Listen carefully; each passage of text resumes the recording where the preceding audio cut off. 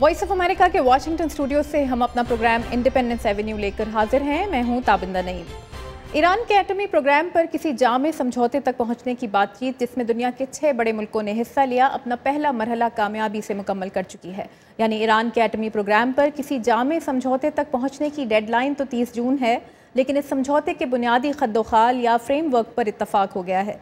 इसके मुताबिक ईरान एटमी हथियार नहीं बना सकेगा, लेकिन उसका एटमी प्रोग्राम एक महदूद हद में जारी रहेगा।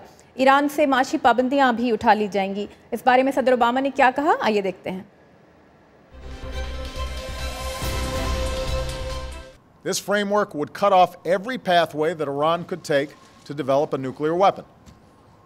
Iran will face strict limitations on its program, and Iran has also agreed to the most robust and intrusive inspections and transparency regime ever negotiated for any nuclear program in history. We have serious differences with the United States. We have built mutual mistrust in the past, and I hope that good implementation of this and commitment to the obligations that each side has taken or will take, because no agreement has been reached.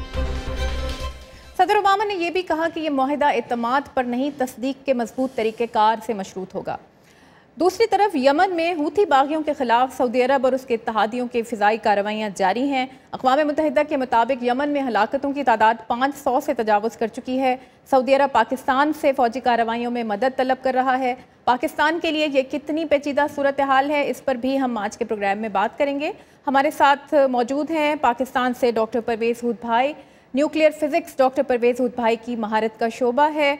हमारे साथ मौजूद हैं doctor Farooq हसनात, middle east institute से मुंसलिक रहे हैं और बैनुल-अक़वामी ताल्लुकात इनकी महारत का शोबा है। लाहौर से फ़ोन पर हमारे साथ प्रोग्राम में हमारे साथ स्टूडियोज़ में मौजूद हैं डॉक्टर ज़ुबैर इकबाल। डॉक्टर ज़ुबैर इकबाल का ताल्लुक भी वाशिंगटन के मिडल ईस्ट इंस्टीट्यूट से है और मईशत और बैनुल-अक़वामी ताल्लुकात डॉक्टर ज़ुबैर इकबाल की महारत के शोबे हैं। हमारे आज के प्रोग्राम में शामिल होंगी वॉइस ऑफ अमेरिका के पाकिस्तान और अफ़गानिस्तान ब्यूरो की चीफ़ आयशा तंजीम हमारे साथ हैं, स्काइप के ज़रिए प्रोग्राम में शामिल होंगी। पहला सवाल मैं आप सबकी इजाज़त से करना चाहूँगी डॉक्टर परवेज़ हूद भाई आपसे। सदर ओबामा ने कहा है कि अगर ईरान के साथ समझौता हो जाता है तो ईरान के लिए एटमी हथियार बनाने के सब रास्ते बंद हो जाएंगे। आपका क्या ख्याल है? मेरा ख्याल है ये काफ़ी हद तक सही है, इसलिए कि सेंट्रीफ्यूज की तादाद 6000 होकर रह जाएगी, जबकि इस वक्त 19000 काम कर रहे हैं। फिर IAEA को मुकम्मल इजाज़त होगी कि वो जिस वक्त भी चाहे, जहाँ जाना चाहे वो जा सकेगा, ये देखने के लिए कि ईरान न्यूक्लियर शोबे में इस वक्त क्या काम कर रहा है। फिर इसके अलावा जो एक रिएक्टर है अरक शहर में, तो उसमें प्लूटोनियम पैदा बनता है, उसके ऊपर पाबंदी लगी है और उसको असर नौ अब बनाया जाएगा ताकि उसे प्लूटोनियम ना हासिल किया जा सके। तो इस तरह से जो रास्ते हैं ईरान के पास वो तकरीबन सारे बंद हो जाएंगे। मैं ये नहीं कह रहा हूँ कि मुकम्मल तौर पर बंद हो जाएंगे, लेकिन ये है कि जब तक इन पे अमल दरामद होता है तो ईरान के लिए बहुत मुश्किल होगा इसको इन रिएक्टर से बम बनाना है। तो मैं समझता हूँ कि सदर ओबामा की बात में ज़रूर सदाकत है। अच्छा, ये जो बात है कि ईरान का एटमी प्रोग्राम महदूद हो जाएगा लेकिन जारी रहेगा और उसका पुरअमन तरीके से एटमी तवानाई जो है उसका इस्तेमाल कर सकेगा ईरान, कितना पुरअमन इस्तेमाल हो सकेगा, क्या क्या यूजेज हो सकते हैं इसके? पुरअमन से मतलब ये कि एटमी बिजली घर ईरान चलाता रहेगा, बनाता रहेगा और ख़रीदता रहेगा। तो इस वक्त कई रिएक्टर ज़ेर तामीर हैं जो ईरान ने रूस से ख़रीदे हैं और वो मुकम्मल होंगे, उनसे बिजली बनती रहेगी। उनसे जो फुजला पैदा होगा, जो न्यूक्लियर वेस्ट है, उसका वो एक मसला अब भी बाकी है कि उसका आखिरकार क्या किया जाएगा, किस तरह से डिस्पोज होगा उसको। लेकिन IAEA की क्योंकि मुकम्मल सेफगार्ड्स होंगी उसकी निगरानी में, इसमें से प्लूटोनियम निकालकर बम नहीं बनाया जा सकेगा। अब इस माहदे के तहत ईरान امریکہ، یورپ اور دیگر ممالک سے بھی خرید سکے گا، ایٹمی ساز و سامان خرید سکے گا، اور یہ ایران نے ایک شرط کے طور پر عائد کیا ہے جس پر اتفاق ہو گیا. اور اس کا مطلب یہ کہ نہ صرف یہ کہ دوسری پابندیاں ختم ہوں گی، لیکن یہ پابندی بھی ختم ہو جائے گی کہ ایران نیوکلیئر ساز و سامان بین الاقوامی منڈی سے نہیں خرید سکتا. اچھا، جو یہ بات کی جا رہی ہے کہ ویریفیکیشن سے مشروط ہوگا، تصدیق کے نظام سے مشروط ہوگا، یہ کس قسم کا نظام؟ اتنی جو انہوں نے بات کی کہ اتنا کڑا نظام کبھی کسی ملک کے اوپر نگرانی کا لاگو نہیں کیا گیا، اس کا کیا مطلب ہے؟ اس کا مطلب یہ کہ IAEA انٹرنیشنل ایٹامک ایجنسی کے کئی شرائط ہیں اور کئی ضابطے ہیں ایک عام ملک کے لیے، لیکن کہیں کہیں IAEA خاص قسم کے شرائط عائد کرتا ہے اور اس کو ایڈیشنل پروٹوکول کہا جاتا. تو ایران نے ایڈیشنل پروٹوکول کا کچھ وقت پہلے اس سے اتفاق کیا تھا اور اس کو قبول کیا تھا، لیکن پھر اس کو پھر مسترد کر دیا. اب ایران کے اوپر یہ لازم ہوگا کہ وہ ایڈیشنل پروٹوکول کے علاوہ دیگر پروٹوکولز کو بھی قبول کرے. اچھا، اس کے بعد ایک اور جو سوال ہے جو ہم پاکستان میں جو لوگ دیکھ رہے ہیں ان کے لیے انٹرسٹ کا ہوگا کہ ایران کے ساتھ پاکستان کی گیس پائپ لائن کا جو منصوبہ ہے، بہت دیر سے اس کے اوپر بات ہو رہی ہے مگر کچھ نہیں ہوتا، اس پہ امریکہ اعتراض کرتا رہا ہے. اب اس صورتحال میں جب امریکہ اور ایران کے درمیان حالات شاید بہتر ہونے کی امید پیدا ہو گئی ہے، تو کیا اس پہ کوئی پروگریس ہو سکتی ہے؟ یہ ممکن ہے، لیکن یہ سوال ذرا مشکل اس لیے بھی ہے کہ ایران اور پاکستان میں صرف یہ مسئلہ نہیں تھا کہ امریکہ نے منع کیا تھا. جو گیس کی قیمت ایران نے مانگی تھی وہ پاکستان دینے کے لیے اس وقت تیار نہیں تھا. تو یہ ایک ایسا مسئلہ ہے جس کا جواب فی الوقت میں تو نہیں دے سکتا. یہ دیکھنا ہوگا کہ عالمی منڈی میں گیس کی کیا قیمتیں ہیں اور کہ کیا واقعی اس سے پاکستان کو فائدہ ہوتا ہے، یا اگر یہ کویت یا دوسری جگہوں سے LNG لیکویفائڈ نیچرل گیس منگواتا ہے کیا وہ سستا پڑے گا. تو یہ ایک اکنامکس کا سوال بنا. جی، بہت بہت شکریہ آپ کا پرویز بھائی صاحب. اس اکنامکس کے سوال کو اگر میں آپ کے پاس لے کر آؤں زبیر اقبال صاحب، تو آپ بتائیے کہ جو Pakistan Iran gas pipeline کا جو منصوبہ تھا اس پہ کوئی امید کر سکتے ہیں ہم کہ بات آگے بڑھے گی اس کے بعد؟ جی ہاں، امید تو کرنی چاہیے، اس لیے کہ اگر یہ ایگریمنٹ ہو جاتا ہے تو اس کے بعد پھر سینکشنز جو ہیں وہ بتدریج کم ہونی شروع ہو جائیں گی. ایک سب سے اہم جو سینکشن ہے وہ ہے ایران کے بینکس پر اور ایران کے فارن ایکسچینج ریزروز پر. جیسے ہی وہ کمزور ہوتی ہیں، جو ان کو ختم کر دیا جاتا ہے، تو پھر پاکستان ایک ایگریمنٹ پیدا کر سکتا ہے جس کی بیسس پر پائپ لائن بھی بن سکتی ہے اور اس کی فائنینسنگ بھی ہو سکتی ہے. اس وقت جو پرابلم آ رہی ہے وہ فائنینسنگ کی ہے کہ اگر آپ اس کی فائنینسنگ کرتے ہیں اس کی سینکشنز کو اترے بغیر، تو پھر پاکستان بھی اسی قسم کی سینکشنز کے قابل ہو جاتا ہے. اس لیے اس سے بچنے کے لیے ضروری ہو جائے گا کہ یہ اکنامک سینکشن جس کے میں نے پہلے عرض کیا، اگر وہ ریموو ہو جاتی ہیں تو پھر پاکستان اور ایران کے درمیان جو ایگریمنٹ کی امپلیمنٹیشن ہے اس میں کوئی ٹیکنیکل مشکل نہیں ہونی چاہیے. جیسے کہ بھائی صاحب نے فرمایا، یقیناً پاکستان کو ایران کو دیکھنا ہوگا کہ ان کا لانگ ٹرم انٹرسٹ کیا ہے، کہ کس قسم کی قیمت وہ دینے کے لیے تیار ہیں یا لینے کے لیے تیار ہیں. اور آپ کو یاد ہوگا کہ جہاں تک مڈل ایسٹ کا تعلق ہے، گلف کا تعلق ہے، وہاں پر اب نیچرل گیس کی جو مارکیٹ ہے وہ بڑی پرفیکٹ ہوتی جا رہی ہے.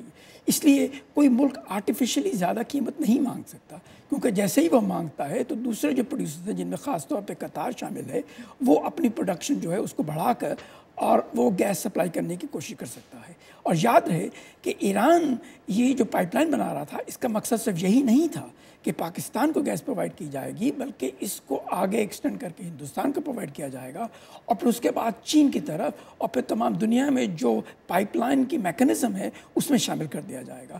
یہ لانگ ٹرم پروپوزل ہے، لیکن اس کا پہلا سٹیپ جو ہے وہ پاکستان ہے. دیکھیے کیا ہوتا ہے، لیکن امید یہی ہونی چاہیے کہ جیسے ہی یہ سینکشنز ریموو ہونی شروع ہو جائیں گی، پاکستان کے اور ایران کے خلاف جو پوٹینشیل کنٹرولز تھے یا ریسٹرینٹس تھے وہ ختم ہو جائیں گے. اچھا عائشہ، اگر میں آپ کے پاس لے کر آؤں اسی سوال کو، اب ایران اور پاکستان کے درمیان گیس پائپ لائن پر تو کام ہوگا یا نہیں ہوگا یہ تو کچھ دنوں میں پتہ چلے گا، لیکن یہ بتائیے کہ ایران کے ایٹمی پروگرام کے حوالے سے جو فریم ورک اگریمنٹ ہوا ہے اس پہ اوور آل کیا رد عمل دیکھا جا رہا ہے پاکستان میں، اور امریکہ ایران کے تعلقات بہتر ہونے سے پاکستان کو پر کیا اثر پڑے گا، کیسے متاثر ہوگا وہ؟ پہلی بات یہ کہ جو تابندہ آپ نے بات کی، ہم نے فارن آفس کی بریفنگ میں بھی اسی قسم کی کوئی بات پوچھی تھی، تو انہوں نے کہا کہ جی یہ جو ڈیل ہوئی ہے بقول فارن آفس کی جو ترجمان ہے تسنیم اسلم، کہ یہ پاکستان کی پوزیشن کی ایک طرح سے ونڈیکیشن ہے، جو پاکستان ہمیشہ سے کہتا آ رہا تھا کہ ایران کے ساتھ اگر کوئی ایٹمی تنازع ہے تو اسے بات چیت کے ذریعے حل کرنا چاہیے. تو یہاں تو ایڈمنسٹریشن بھی خوش ہے، لوگ بھی خوش ہیں، ان کا خیال ہے کہ جو پاکستان ہمیشہ سے کہتا آ رہا تھا ویسے ہی ہوا ہے. پاکستان کے تعلقات ایران کے ساتھ اس ڈیل کے بعد، پاکستان اور ایران کے تعلقات تھوڑے کمپلیکیٹڈ ہیں. ایران ایک پڑوسی بھی ہے لیکن ایران کے ساتھ بہت وارم تعلقات نہیں بھی رہے، لیکن چونکہ ہمسایہ مسلم ممالک بھی ہے تو تعلقات ہمیشہ رہے بھی ہیں. تو اگر گیس پائپ لائن بنتی ہے تو ان تعلقات میں بہتری آنے کی امید ہے. دوسری بات، اور اس پہ شاید ڈاکٹر زبیر اقبال صاحب زیادہ زور ڈال سکیں، ایک اور اکنامکس کا سوال ہے کہ پاکستان اور ایران کے ٹریڈ سے، کیونکہ یہ جو سینکشنز ایران پہ لگی تھی ان سے ڈائریکٹ ٹریڈ بھی امپیکٹ ہوا تھا، تو چونکہ بہت لمبا بلوچستان کا بارڈر ہے ایران کے ساتھ، تو ٹریڈ پہ اس کا امپیکٹ اچھا پڑ سکتا ہے. اور کس حد تک اچھا پڑ سکتا ہے اور پاکستان کی اکانومی کتنی بینیفٹ کر سکتی ہے، اگین یہ بات شاید ڈاکٹر اقبال میرے سے بہتر بتا سکیں. جی ڈاکٹر اقبال. دیکھیے اس وقت یہ سوچنا ضروری ہے، جیسے ایسے نے فرمایا، بالکل درست فرمایا، کہ یقیناً اس کے سیکنڈری اثرات جو ہوں گے اس کے تحت پاکستان اور ایران کے درمیان ٹریڈ بڑھے گی، اور اسی ٹریڈ بڑھنے کی وجہ سے اکنامک کوآپریشن جو ہوتی ہے وہ پھر پولیٹیکل اور دوسری کوآپریشن کو بھی تقویت دیتی ہے. بات دراصل یہ ہے کہ اس وقت انفارمل ٹریڈ تو ہو رہی ہے پاکستان اور ایران کے درمیان بلوچستان میں، تو ہوگا یہ کہ وہ ٹریڈ جو ہے وہ فارملائز ہو جائے گی، اور جس کی وجہ سے پولیٹیکل کنٹرول اور فائنینشیل بینیفٹس بڑھ جاتے ہیں، اس لیے یہ دونوں کو فائدہ ہوتا ہے. لیکن اس کا دیکھنا یہ ضروری ہے کہ آیا یہ صرف جو ٹریڈ ہوگی یہ صرف پیٹرولیم پروڈکٹس میں ہوگی یا اس کے بعد اور چیزوں میں بھی بڑھے گی. یاد رہے کہ جہاں تک ایران کا تعلق ہے، ایران میں کافی ریسٹرکشنز ہیں، کافی امپورٹ کنٹرولز ہیں، جس کی وجہ سے وہاں پر آپ اتنا ایکسپورٹ نہیں کر سکتے جتنا آپ چاہتے ہیں. تو ہو سکتا ہے کہ جیسے ہی آئل اور گیس کی ٹرانسپورٹیشن بڑھتی ہے تو اس کے بعد ہو سکتا ہے کہ ایران اور پاکستان اس مقام تک پہنچ جائیں کہ وہ میوچل ریسٹرکشن جو ہیں ان کو ختم کر سکیں یا کمزور کر سکیں. اس کے ساتھ ساتھ ایک اہم اثر یہ ہوگا کہ ریجنل ٹریڈ کے لیے ایک بہت اہم اثر پڑے گا، چونکہ پاکستان، ایران، ہندوستان، افغانستان، یہ تمام ممالک جو ہیں ان کو سینٹرل ایشیا کے ساتھ ایک قسم کی انفارمل سی یونین بنانا ضروری ہے. تو اگر یہ ٹریڈ بڑھتی ہے اور اس قسم کی ریسٹرکشنز ختم ہو جاتی ہیں تو پھر اس کا سیکنڈری اثر یہ ہوگا کہ لانگ ٹرم میں آپ ریجنل ٹریڈ کو بڑھا سکتے ہیں، جس کا ہر ایک ملک کو فائدہ ہوگا. اچھا فاروق حسنات صاحب، میں اب آپ کو اس گفتگو میں شامل کرنا چاہوں گی. یہ بات ہم جو کر رہے ہیں یہ اس صورت میں ہے اگر معاہدہ ہو جاتا ہے. اس وقت پاکستان اور مڈل ایسٹ کے اندر ایک بہت ہی کمپلیکس قسم کی سچویشن یہ بھی ہے کہ سعودی عرب کے ساتھ ہمارے پاکستان کے تعلقات اور سعودی عرب کے ساتھ امریکہ کے تعلقات بھی کسی حد تک کچھ پیچیدگی کا شکار نظر آتے ہیں اس ڈیل کی وجہ سے. اس کو آپ کیسے دیکھ رہے ہیں کہ کیا اثر پڑے گا اس سب کا مڈل ایسٹ کی صورتحال کے اوپر، اور پاکستان کے اوپر تو ہم بات کر ہی رہے ہیں. جی، اس میں ہمیں سب سے پہلے ایک دو چیزیں دیکھنی ہیں. تو یہ ہے کہ ہمیں نہیں بھولنا چاہیے کہ 2011 میں عرب اسپرنگ کی ایک لہر آئی تھی، اور وہ لہر یہی تھی کہ جو اسٹیبلشمنٹ تھی 40 سال سے حکمران تھے، 35 سال سے بیٹھے ہوئے تھے، اپنے بچوں کو بھی پروموٹ آگے کر رہے تھے، اور پھر بادشاہت تو موجود ہیں ہی تھی گلف کے علاقے میں خاص طور پہ. اور یہ لوگ بالکل ریفارمز کرنے کو تیار نہیں تھے، ریپرزینٹیٹیو باڈیز کی طرف نہیں آ رہے تھے، لوگوں کی فرسٹریشن بڑھ رہی تھی، ان کی منمانیاں جاری تھیں. تو وہ جو لہر چلی اس کا نتیجہ ہم یمن میں بھی دیکھ رہے ہیں، وہ ہمیں اس میں بھی نظر آیا. سیریا میں تو باقاعدہ سول وار ہو رہی ہے، بے چینی بھی ہے بہت سے ممالک میں، کیونکہ وہی جو ٹینڈنسیز ہیں وہ ان کی وجہ سے کہیں وہ کامیاب ہوا، کہیں وہ نہیں کامیاب ہوا. لیکن وہ اپنے اثرات ضرور چھوڑ گیا جو کہ لوگوں کا غصہ تھا اور ان کا اٹھنا تھا حکمرانوں کے خلاف. اب بات یہ ہے جی کہ یہ اگر ہم یہ دیکھیں اس وقت سب سے بڑا جو خطرہ نظر آ رہا ہے وہ ہوتی سے نہیں آ رہا. یہ بہت مس کیلکولیشن کی ہے سعودیز نے اور اس کی کچھ وجوہات بھی ہیں. خطرہ نظر کیونکہ ان کا جو ایجنڈا ہے ہوتیز کا یا یمن میں جو کچھ ہو رہا ہے ان کی جو ٹرائبل سوسائٹی ہے وہاں پہ ایک آتا ہے دوسرا جاتا ہے اور وہ جس کے الائنسز بھی ہم دیکھ رہے ہیں صالح کے ساتھ ہوتیز کا الائنس کرنا بہت انیوژل تھا. لیکن اس کا اثر یہ ہوگا کہ جو اصل خطرہ ہے جیسے کہ IS ہے اور جیسے کہ القاعدہ ہے وہ نظر انداز ہو گئے. اب دیکھیے اس کا نتیجہ یہ ہوا ہے کہ کل پرسوں ہی القاعدہ والوں نے حملہ کر کے جیل سے اتنے لوگ چھڑوا لیے. IS والے جو ہیں وہ اپنے ابھی تک ان کو زیر نہیں کیا جا سکا عراق میں, حالانکہ بہت سے لوگ اس میں شامل ہیں ان کے خلاف. ان کو زیر نہیں کیا جا سکا سیریا میں بھی اور وہ یمن میں بھی خاصے فائل ہیں.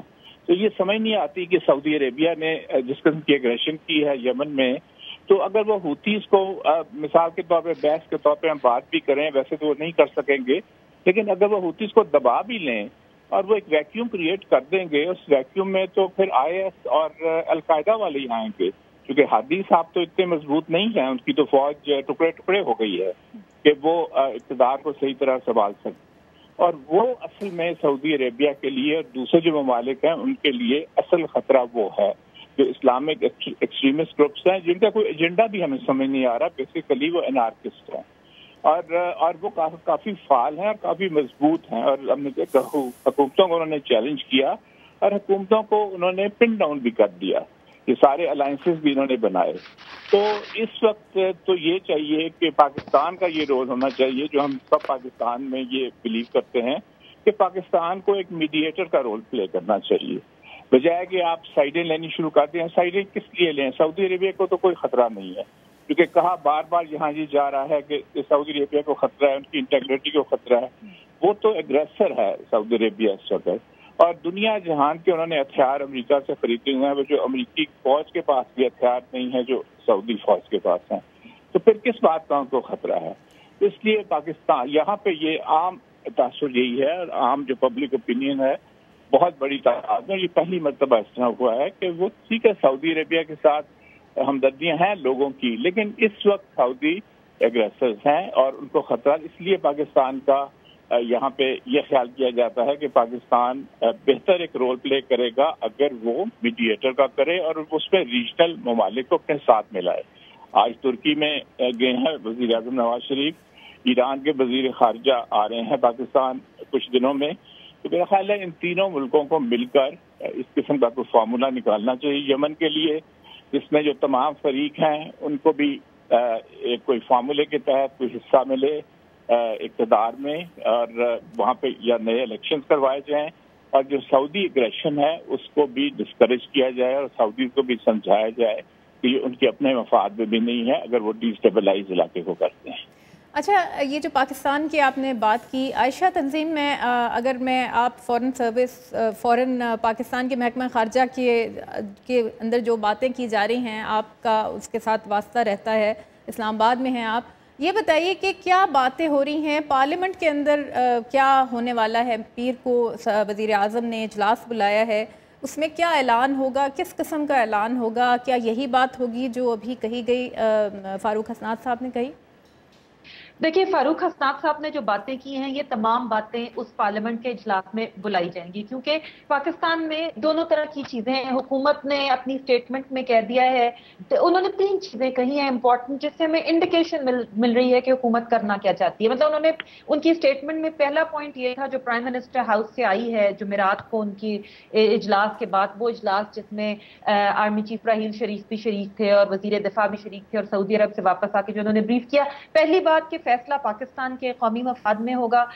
دوسری بات یہ کہ جو ہے وہ سعودی عرب سے چونکہ پرانے تاریخی مذہبی اور اکنامک تعلقات ہیں تو ان کی ٹیریٹوریل انٹیگریٹی کو ڈیفینڈ کیا جائے گا. اور تیسری بات یہ کہ مسئلہ بات چیت سے حل کرنا چاہیے. اچھا, اب ANP اور اس قسم کی جو پارٹیز ہیں انہوں نے صاف کہا ہے کہ جی پاکستان کو فوجیں سعودی عرب نہیں بھیجنی چاہیے, جبکہ پیپلز پارٹی نے اور جو حکومت ہے انہوں نے یہ کہا ہے کہ جی سعودی عرب کی ٹیریٹوریل انٹیگریٹی کو ڈیفینڈ کرنا چاہیے. میرے خیال میں پروفیسر حسنات صاحب بالکل صحیح کہہ رہے ہیں, سعودی عرب کو اس وقت کوئی خطرہ نہیں ہے. میرے خیال میں یہ بات پاکستان کو بھی پتا ہے اور شاید سعودی عرب کو بھی پتا ہے کہ یہ پولیٹیکل پوسچرنگ ہے, یہ الفاظ استعمال کیے جا رہے ہیں. انڈیکیشن یہ ہے, یہاں پہ جتنے اینالسٹ سے ہم نے بات کیا ان کا یہ خیال ہے کہ پاکستان کرے گا یہ کہ چند مطلب کچھ فوجی بھیجے گا, چند ہزار, شاید 2-3 ہزار. پاکستان کے 1000 فوجی پہلے ہی سعودی عرب میں ہیں, ان میں سے 300 ایک ملٹری ایکسرسائز میں طائف میں بزی ہیں جو کہ وہ ہر سال کرتے ہیں. کوئی 600 کے قریب ایڈوائزری رول میں وہاں ہیں, تو 1000 فوجی وہاں ہیں, 2-3 ہزار اور بھیج دیں گے جو کہ سارے کے سارے سعودی عرب کی سرزمین پر رہیں گے. اور اس طرح سے چونکہ سعودی عرب آپ کو پتا ہے کہ پاکستان کا ایک معاشی بینیفیکٹر بھی رہا ہے, پاکستان کی current administration prime minister Nawaz Sharif کی ایک طرح سے اس نے جان بھی بچائی سعودی رائل فیملی نے, تو پاکستان کے لیے, اور پچھلے سال $1.5 بلین دیے پاکستان کے فورن ایکسچینج کے ریزروز کو شور اپ کرنے کے لیے. اس سے پہلے بھی فری آئل دیتا رہا ہے جنرل پرویز مشرف کے دور میں. تو پاکستان کے لیے سعودی عرب کو فوراً سے نہ کرنا آسان نہیں ہوگا. تو یہ ایک شاید طریقہ نکالا جا رہا ہے کہ پاکستان فوجیں بھیجے گا, یمن نہیں بھیجے گا, سعودی عرب بھیجے گا, ایران کو بھی یہ کہہ دے گا کہ ہم یمن میں کسی اوفینسو ایکٹیویٹی میں حصہ نہیں لیں گے. انڈیکیشنز یہ آ رہی ہیں. لیکن منڈے کو پارلیمنٹ کا اجلاس ہے, وزیر اعظم نے اعلان یہ کیا ہے کہ فیصلہ اجلاس کے بعد ہوگا اور اجلاس پارلیمنٹ کرے گی.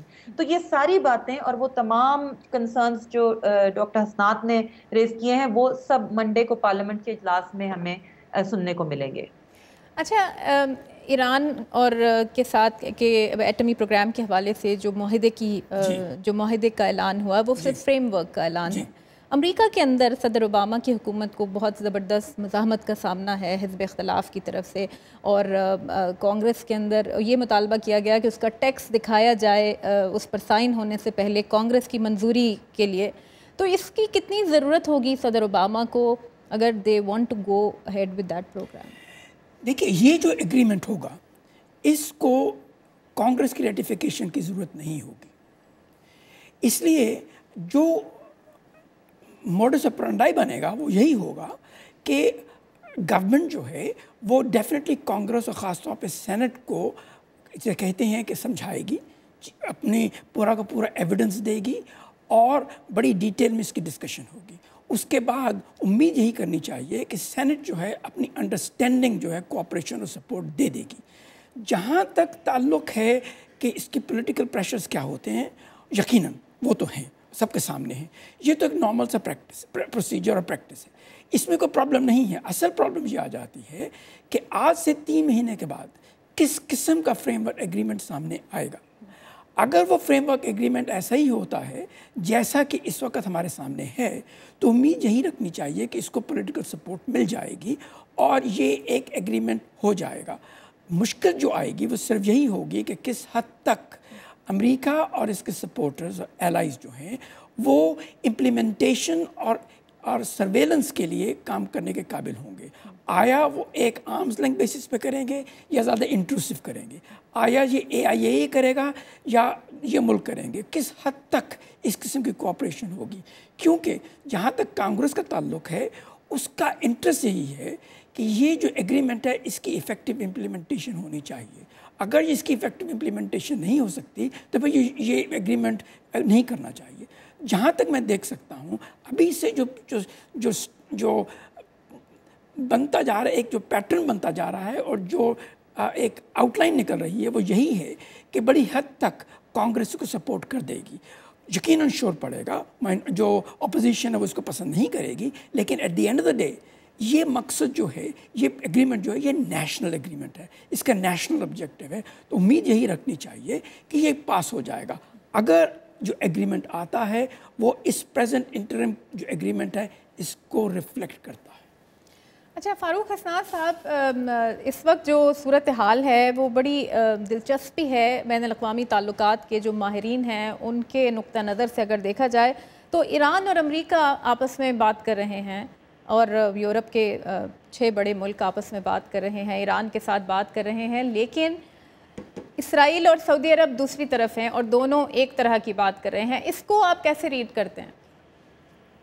देखिए, इजराइल का तो अब डबल स्टैंडर्ड्स हैं उनके, खुद उन्होंने अपना न्यूक्लियर प्रोग्राम बनाया हुआ है, उसकी तो इंस्पेक्शन नहीं हो सकती, उसकी तो मॉनिटरिंग नहीं हो सकती और सारा का सारा प्रेशर ईरान के ऊपर आया।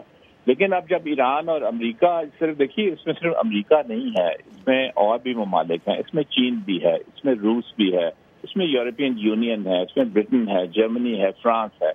और यही सेक्रेटरी कैरी ने कल ये कहा कि अगर ये सेनेट या हाउस ने और कांग्रेस ने इसको नहीं मंजूर किया जाएगा तो फिर यूरोपियंस में और सब में यही तासुर जाएगा कि ये अमेरिका ने, यूनाइटेड स्टेट्स ने इसको फेल किया है इसका।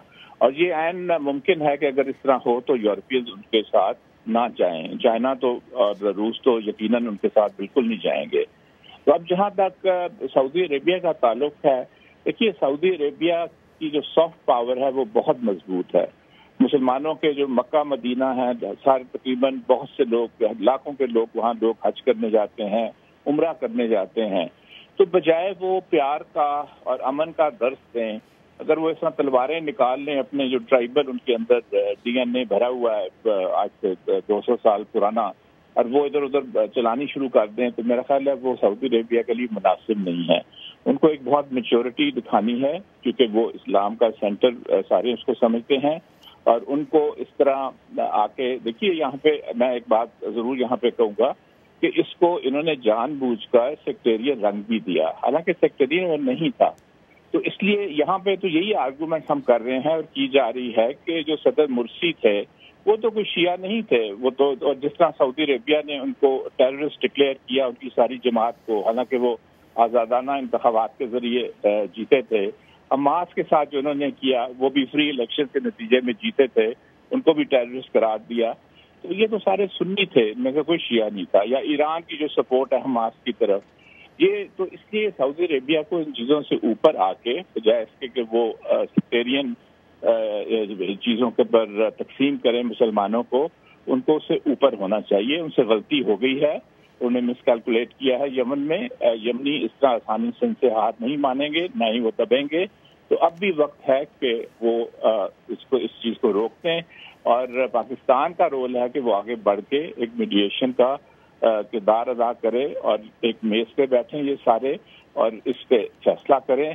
और बजाय कॉपरेशन के ये कॉन्फ्रंटेशन की जो पॉलिसी है ये इनको सूट नहीं करेगी। इससे मैंने पहले भी कहा कि ये अगर इस तरह करेंगे तो वो IS के साथ ये कैसे डील करेंगे, जो असल इनके लिए खतरा है, जो अल-कायदा है। हमारे पास अब वक्त बहुत ही मुख्तसर वक्त रह गया है। ज़ुबैर इकबाल साहब, आखिरी आपसे मैं अगर कमेंट लूँ, इस वक्त दुनिया का निज़ाम जैसे सऊदी और ईरानी इन्फ्लुएंस की लड़ाई लग रही है, ये माशी ज़्यादा है या असर की लड़ाई ज़्यादा है? सियासी असर की लड़ाई और वक्त हमारे पास। रीजनल कॉन्फ्लिक्ट तो होते हैं, रीजनल हेजेमनी भी होती है, ग्लोबल इश्यूज जो हैं इस वक्त बड़े इंटरेस्टिंग हैं। देखिए इस वक्त ईरान और सऊदी अरेबिया का एक प्राइमरी कॉमन ऑब्जेक्टिव है, वो है ऑयल प्राइसेस। इनको चाहिए कि एक दूसरे के साथ कोलैबोरेट करें ताकि ऑयल प्राइस स्टेबलाइज हो, इन दोनों के इंटरेस्ट में है लॉन्ग टर्म, जो वो नहीं कर रहे। उसकी वजह यह है कि ये दोनों ममालिक जो हैं अपने नैरो इंटरेस्ट के लिए रिलीजन को भी इस्तेमाल करते हैं और दूसरी टेंशन्स को भी इस्तेमाल करते हैं। प्रॉब्लम दोनों तरफ है, उसको सॉल्व करने का एक ही तरीका है कि मिलके बैठें और सेंसिबल बात करें। बहुत बहुत शुक्रिया ज़ुबैर इकबाल साहब, फारूक हसनान साहब, परवेज़ उद्भाई साहब और आयशा तंजीम, हमारे आज के प्रोग्राम के लिए आपने वक्त निकाला। ईरान और दुनिया के 6 बड़े मुल्कों के दरमियान 30 जून को मुआहदा होता है या नहीं? अगर होता है तो इसराइल और अरब दुनिया के साथ अमेरिका के ताल्लुकात का रुख क्या होगा? पाकिस्तान अपने इस खारजा चैलेंज से कैसे निकलेगा? ये हम सब देखेंगे। आने वाले दिनों में सब नज़र आ जाएगा, लेकिन इसके आसार अभी से नज़र आना शुरू हो गए हैं। इस वक्त हमें इजाज़त दीजिए, खुदा हाफ़िज़।